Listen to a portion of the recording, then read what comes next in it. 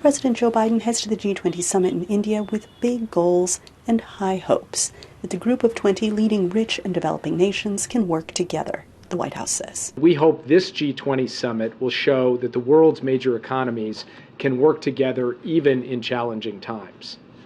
So as we head into New Delhi, our focus is going to be on delivering for developing countries, making progress on key priorities for the American people, from climate to technology, and showing our commitment to the G20 as a forum that can actually, as I said before, deliver. The gathering in India's capital, New Delhi, will be dominated by issues that 24 delegations don't always agree on, such as the war in Ukraine, climate change, a push to reform multilateral institutions that provide financing to developing nations, and the likely decision to welcome the 55-member African Union into the body. Analysts say the absence of two key leaders, Russia's President Vladimir Putin and China's President Xi Jinping, will impact proceedings. But I think it's good news that Putin yet again has decided to skip the summit, as he did Bali last year. And it even looks like Xi Jinping of China might not show up.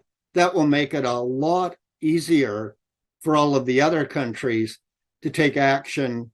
As Biden said when asked about Xi's absence from the summit, I am disappointed, but I'm going to get to see him. Sullivan on Tuesday did not say when such a meeting might happen.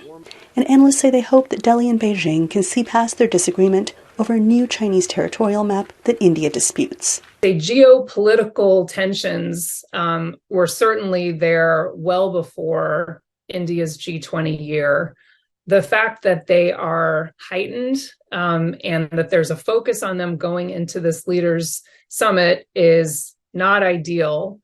My hope and expectation would be, again, the framing of this summit on economic issues, that they can manage to put the border dispute in a separate category. She said she hopes the delegations can see beyond their differences and focus on reforming multilateral institutions like the World Bank, a move analysts say would have wide-ranging effects. And what those reforms, if they actually go through, would accomplish is putting a greater focus on what we call global public goods. So things like climate, pandemic preparedness, fragility, food insecurity.